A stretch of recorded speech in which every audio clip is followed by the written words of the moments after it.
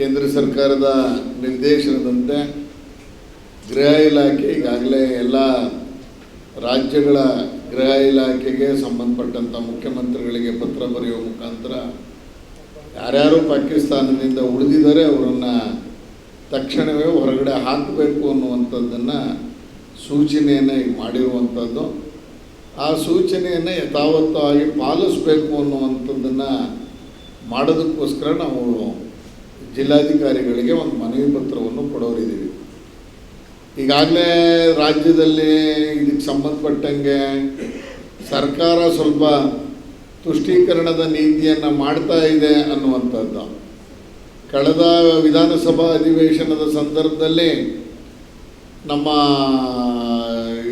ಶಾಸಕರು ಒಟ್ಟು ಬಾಂಗ್ಲಾದಿಂದ ಮತ್ತು ಪಾಕಿಸ್ತಾನದಿಂದ ಕರ್ನಾಟಕದಲ್ಲಿ ಉಳಿದಿರುವಂಥ ಪ್ರಜೆಗಳ ಸಂಖ್ಯೆ ಎಷ್ಟು ಅನ್ನುವಂಥ ಪ್ರಶ್ನೆಯನ್ನು ನಮ್ಮ ಸನ್ಮಾನ್ಯ ಮಾನಪ್ಪ ವಜ್ಜಲ್ ಅವರು ವಿಧಾನಸಭೆಯಲ್ಲಿ ಪ್ರಶ್ನೆ ಮಾಡಿದರು. ಆ ಸಂದರ್ಭದಲ್ಲಿ ಸರ್ಕಾರ ಕೊಟ್ಟಂಥ ಉತ್ತರ ಏನಪ್ಪ ಅಂತ ಹೇಳಿದ್ರೆ, ಸುಮಾರು ಇಡೀ ರಾಜ್ಯದಲ್ಲಿ ಬಾಂಗ್ಲಾದ ಪ್ರಜೆಗಳು ಉಳಿದಿರುವಂಥದ್ದು ಕೇವಲ 216 ಅಂತನೋ 36 ಅಂತ ಫಿಗರನ್ನು ಕೊಟ್ಟು ಬೇರೆ ಬೇರೆ ಜಿಲ್ಲೆಗಳಲ್ಲಿ ಬೇರೆ ಬೇರೆಯ ಪ್ರದೇಶದಲ್ಲಿ ನಾವು ವಾಸ ಮಾಡಿರುವಂಥ ಲಿಸ್ಟನ್ನು ವಿಧಾನಸಭೆಯಲ್ಲಿ ಉತ್ತರದ ರೂಪದಲ್ಲಿ ಕೊಟ್ಟಿದ್ದರು.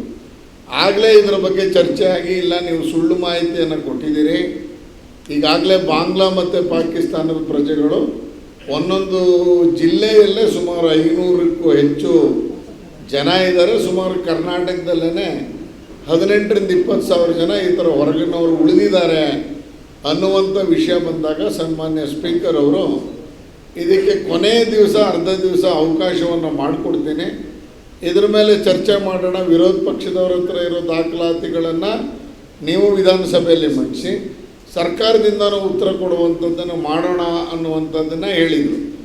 ತದನಂತರ 4% ಮೀಸಲಾತಿ ಬಂದ ಕಾರಣಕ್ಕೆ ನಾವೆಲ್ಲ ಸದನದ ಒಳಗಡೆ ಹೋರಾಟ ಮಾಡಿದ್ದ ಕಾರಣಕ್ಕೆ ಈ ಗಂಭೀರ ಪ್ರಕರಣದ ಏನು ಬಂದಿತ್ತು ಅದೆಲ್ಲ ಒಂದು ಕಡೆಗೆ ಕೊನೆಯ ದಿವಸ ಮರೆಮಾಚುವಂಥ ಕೆಲಸವು ಎರಡೂ ಕಡೆಯಿಂದ, ಅಂದರೆ ನಾವು ಧರಣಿ ಮಾಡಿದ್ರಿಂದ ಪ್ರಶ್ನೆ ಮಾಡೋಕ್ಕೂ ಆಗಲಿಲ್ಲ.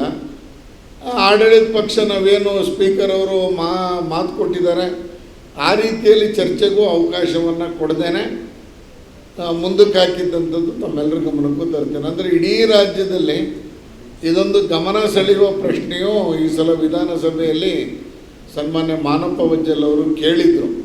ಅದಕ್ಕೆ ಸಂಬಂಧಪಟ್ಟಂಥ ವೆಬ್ಸೈಟಲ್ಲಿ ಹೋದರೆ ನಮಗೆ ಇಡೀ ಮಾಹಿತಿಗಳು ನಮಗೆ ಸಿಗುತ್ತೆ ಬಂಧುಗಳೇ. ಅಂದರೆ ಇದೊಂದೆಲ್ಲ 2 ತಿಂಗಳಿಂದ 3 ತಿಂಗಳಿಂದ ಇಡೀ ರಾಜ್ಯದಲ್ಲಿ ಗಲಭೆ ಎಲ್ಲಾದರೂ ಸೃಷ್ಟಿಸ್ಬೋದು ಅನ್ನುವಂಥ ಆತಂಕದಿಂದ ನಮ್ಮೊಬ್ಬ ಶಾಸಕರು ಈ ಪ್ರಶ್ನೆಯನ್ನು ಕೇಳಿದ್ದೆ ಅನ್ನುವಂಥದ್ದನ್ನು ವಿಧಾನಸಭೆ ಒಳಗೆ ಹೇಳಿದಂಥ ಮಾತುಗಳು. ಅದಾದ ನಂತರ ರಾಜ್ಯದಲ್ಲಿ ನಡೀತಾ ಇರುವಂಥ 4% ಇರ್ಬೋದು, ಏನು ಪಾಕಿಸ್ತಾನದ ಪರವಾಗಿ ಜಿಂದಾಬಾದ್ ಕೂದಂಥವ್ರಿಗೆ ರಕ್ಷಣೆ ಕೊಟ್ಟಿದ್ದಿರ್ಬೋದು, ಇದೆಲ್ಲದರ ಹಿನ್ನೆಲೆಯಲ್ಲಿ ಈಗ ಮಂಗಳೂರಿನ ಪ್ರಕರಣವೂ ಸೇರಿಸ್ಕೊಂಡಂಗೆ ರಾಜ್ಯದಲ್ಲಿ ಭಾಳ ಗಂಭೀರವಾದಂಥ ಪರಿಸ್ಥಿತಿ ಇದೆ. ನಿನ್ನೆ ವಕ್ಫ್ ಬೋರ್ಡಿನ ತಿದ್ದುಪಡಿಯನ್ನು ವಿರೋಧಿಸಿ ಮೊನ್ನೆ ನಡೆದಂಥ ಮೈಸೂರಿನಲ್ಲಿ ನಡೆದಂಥ ಪ್ರತಿಭಟನೆಯನ್ನು ನಾವು ನೋಡ್ಬೋದು.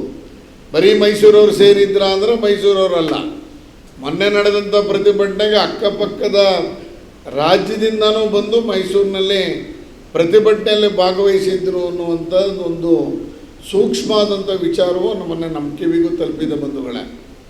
ಅಂದರೆ ನೀವು ಯಾವ್ದಾದ್ರು ಹೋರಾಟಕ್ಕೆ ಹೋಗ್ತೀವಿ ಅಂತ ಮಾಡಿದಾಗ ಅದಕ್ಕೆ ಸಂಖ್ಯೆಯನ್ನು ನಿರ್ದಿಷ್ಟವಾಗಿ ಪೊಲೀಸವರು ಇಷ್ಟು ಸಂಖ್ಯೆನೇ ಇರಬೇಕು, ಇಷ್ಟೇ ಕೊಡೋದು, ನಾವು ಪರ್ಮಿಷನ್ನೇ ಕೊಡಲ್ಲ ಅನ್ನೋಷ್ಟು ಮಟ್ಟಿಗೆ ಕಳೆದ 2 ತಿಂಗಳ ಉದಯಗಿರಿ ಗಲಾಟೆಯ ಸಂದರ್ಭದಲ್ಲಿ ನಾವು ಅದನ್ನು ನೋಡಿದ್ದೀವಿ. ನಾವು ಅದನ್ನು ಕೋರ್ಟಿಂದ ಹೋಗಿ ತೆಗೆದುಕೊಂಡು ಬಂದಂಗೆ ಆಯ್ತು. ನಾವು ಆ ಹಿನ್ನೆಲೆಯಲ್ಲಿ ನಾವು ಈ ನೆನ್ನೆ ಪ್ರಕರಣ ನೋಡಿದಾಗ ಇಷ್ಟೊಂದು ಜನ ಸೇರೋಕ್ಕೆ ಪರ್ಮಿಷನ್ ಇತ್ತಾ, ಅಥವಾ ಪೊಲೀಸರು ಇಷ್ಟೊಂದು ಜನಕ್ಕೆ ಸೇರೋದಕ್ಕೆ ಅನುಮತಿ ಕೊಡೋಕ್ಕೆ ಯಾವ ಆಧಾರದ ಮೇಲೆ ಮೊನ್ನೆ ಕೊಟ್ಟಿದ್ರು? ಏನು ಆಡಳಿತ ಪಕ್ಷ ಕೇಳಿದ್ದಾರೆ ಅನ್ನೋ ಕಾರಣಕ್ಕೆ ಮಾತ್ರ ಕೊಟ್ಟಿದ್ರ? ಸುಮಾರು ಸಾವಿರಾರು ಸಂಖ್ಯೆಯಲ್ಲಿ ಸೇರಿದಾಗ ಎಲ್ಲಾದರೂ ಒಂದು ಮಾತುಗಳು ಉದ್ವಿಗ್ನವಾಗಿ ಯಾರು ಉದ್ರೇಕವಾಗಿ ಮಾತಾಡಿದರೆ ಅವತ್ತು ಆ ಭಾಗದ ಸುತ್ತಮುತ್ತ ಇರುವಂಥ ಹಿಂದೂಗಳ ಕತೆ ಏನಾಗ್ತಿತ್ತು ಅನ್ನೋದನ್ನು ಯೋಚನೆ ಮಾಡಿದ್ರ ರಕ್ಷಣೆ ಕೊಡುವಂಥ ಕೆಲಸವನ್ನು ಪೊಲೀಸ್ ಇಲಾಖೆ ಮಾಡಿದ್ದ. ಅಂದರೆ ಮೈಸೂರಂಥ ಸೂಕ್ಷ್ಮ ಪ್ರಕರಣ. ನಾವು ಉದಯಗಿರಿ ಪ್ರಕರಣ ಬಂದಾಗ ಕೋರ್ಟ್ಗೆ ಹೋಗಿ ಕೇವಲ 300 ಜನದ ಜೊತೆಗೆ ನಾವು ಮೆರವಣಿಗೆ ಮಾಡ್ತೀವಿ, ಪ್ರತಿಭಟನೆ ಮಾಡ್ತೀವಿ ಅಂತ ನಾವು ತೆಗೆದುಕೊಂಡಂಥದ್ದು. ಈ ಹಿನ್ನೆಲೆಯಲ್ಲಿ ಆಡಳಿತ ಪಕ್ಷ ಹೇಳ್ದಂಗೆ ಇಲಾಖೆಯು ಕೇಳಿಬಿಟ್ರೆ ಗತಿ ಏನು ಹಂಗಾದ್ರೆ? ಇವತ್ತು ಮೈಸೂರಿನಲ್ಲಿ ರೌಡಿಗಳ ಪೆರೇಡ್ಗಳನ್ನು ಮಾಡುವ ಮುಖಾಂತರ ಸುಹಾಸ್ ಶೆಟ್ಟಿ ಕೇಸಲ್ಲೂ ಅವನ ಕಾರಲ್ಲಿ ಆಯುಧ ಇಡಬಾರ್ದು ಅಂತ ಪೊಲೀಸವರೇ ಅವನಿಗೆ ಹೇಳಿದರು. ನೀನು ಕಾರಲ್ಲಿ ಆಯುಧ ಇಟ್ಕೊಂಡು ಓಡಾಡಬಾರ್ದು. ಯಾಕೆ ಓಡಾಡಬಾರ್ದಾಗಿದ್ದು? ನಿನಗೆ ಕೊಲೆ ಬೆದರಿಕೆ ಇದೆ ಅಂತ ಗೊತ್ತಿದ್ದ ಮೇಲೆ ಅವನ ಕಾರಲ್ಲೇ ಅವನು ಇಟ್ಕೊಂಡು ಓಡಾಡೋದನ್ನು ಪೊಲೀಸರೇ ತಪ್ಪಿಸಿದಂಥದ್ದು, ಅವನ ಹತ್ಯೆಗೆ ಮೂಲಕ ಆಗಿರುವಂಥದ್ದು. ನೆನ್ನೆನೂ ಗೃಹ ಸಚಿವರು 5-6 ಕೇಸ್ ಇದೆ ಅಂತ ಹೇಳಿದ್ದಾರೆ. 5-6 ಕೇಸ್ ಇದ್ದರೆ ಹಂಗಾರೆ ಮರ್ಡರ್ ಮಾಡಿಬಿಡ್ತಾರ. ಇವತ್ತು ಪ್ರಮೋದ್ ಮುತಾಲಿಕ್ ಅಂತವ್ರ ಮೇಲೆ 20-25 ಕೇಸ್ ಇದೆ. ಹಂಗಂದರೆ ಕೇಸೇ ಮಾನದಂಡನ ಹಂಗಾರೆ ಮರ್ಡರ್ ಮಾಡೋಕ್ಕೆ? ಯಾವುದನ್ನು ಗೃಹ ಸಚಿವರು ಸಮರ್ಥನೆ ಮಾಡ್ಕೋತಾರೆ? ಯಾವನೊಬ್ಬ ಕೈದಿಗೂ ಮರಣದಂಡನೆ ವಿಧಿಸಿದಾಗ ನಿನ್ನ ಕೊನೆ ಆಸೆ ಏನಪ್ಪ ಅಂತ ಕೇಳುವಂಥದ್ದನ್ನು ಅವಕಾಶ ಮಾಡಿಕೊಟ್ರು. ಒಂದು ಸಂದರ್ಭದಲ್ಲಿ ಅವ್ರ ಮೇಲೆ 5 ಕೇಸ್ ಇತ್ತು, 6 ಕೇಸ್ ಇತ್ತು, ಮನೆಗೆ ಹೋಗ್ಬೇಡ ಅಂತ ಹೇಳಿದರು. ಅನೇಕ ಸಂದರ್ಭದಲ್ಲಿ ಗಡೀಪಾರಿನ ಆದೇಶವೂ ಬರುತ್ತೆ. ನೀವು ಈ ರಾಜ್ಯದಲ್ಲಿ ಅಥವಾ ಈ ಜಿಲ್ಲೆಯಲ್ಲಿ ಇರಬಾರ್ದು ಅಂತ ಗಡೀಪಾರನ್ನು ಮಾಡಿದ್ದನ್ನು ನಾವು ನೋಡಿದ್ದೀವಿ. ಆ ಥರದ ಪ್ರಸಂಗವೂ ಅದಲ್ಲ ಅದು. ಆದರೆ ಸುಹಾಸ್ ಶೆಟ್ಟಿ ಕೇಸಲ್ಲಿ ವಾಹನದಲ್ಲಿ ಆಯುಧ ಇಟ್ಕೋಬಾರ್ದು ಅಂತೇಳಿ ಆಗಿರುವಂಥ ಎಲ್ಲ ಘಟನೆಗಳು ಮಾಧ್ಯಮದಲ್ಲಿ ತಮ್ಮೆಲ್ಲರಿಗೂ ಗೊತ್ತಿದೆ. ನಾನು ಮತ್ತೆ ಹೆಚ್ಚು ವಿವರಿಸಕ್ಕೆ ಹೋಗಲ್ಲ. 2 ಪ್ರಕರಣಗಳು, ಒಂದು ಪಾಕಿಸ್ತಾನದ ಪ್ರಜೆಗಳನ್ನು ತಕ್ಷಣವೇ ಐಡೆಂಟಿಫೈ ಮಾಡಿ ಹೊರಗಡೆ ಕಳಿಸುವಂಥದ್ದು.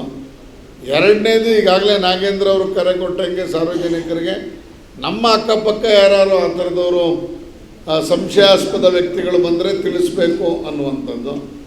ಹಾಗೆ 3ನೇದು ಸುಹಾಸ್ ಶೆಟ್ಟಿ ಕೇಸಲ್ಲಿ ಗೃಹ ಸಚಿವರಾಗಲಿ ಸರ್ಕಾರ ಆಗಲಿ ನಡ್ಕೊಂಡಿರುವಂಥ ರೀತಿಯನ್ನು ಭಾಳ ಖಂಡನೀಯ ಅಂತ ಹೇಳೋಕ್ಕೆ ಬಯಸ್ತೀನಿ. ಆರೋಪ ಅಥವಾ ಏವನ್ನು ಅಥವಾ ಕೇಸ್ ಇದೆ ಅನ್ನೋ ಕಾರಣಕ್ಕೆ ಅವನಿಗೆ ಜೀವದ ರಕ್ಷಣೆಯನ್ನೇ ಕೊಡದೆ ಹತ್ಯೆ ಆಗಿರೋದಕ್ಕೆ ಪ್ರತ್ಯಕ್ಷವಾಗೋ ಪರೋಕ್ಷವಾಗೋ ಕಾರಣ ಆಗಿರುವಂಥ ಗೃಹ ಇಲಾಖೆಯ ಸಚಿವರು ಇದಕ್ಕೆ ನೇರ ಹೊಣೆಯನ್ನು ಹೊರಬೇಕು ಅಂತ ಹೇಳ್ತಾ ಈ ಜಾತಿ ಗಣತಿಯ ವಿಚಾರವಾಗಿ ಸನ್ಮಾನ್ಯ ಪರಮಾನಂದರು ಮಾತಾಡಬೇಕು ಅಂತ ಹೇಳಿದ್ರು.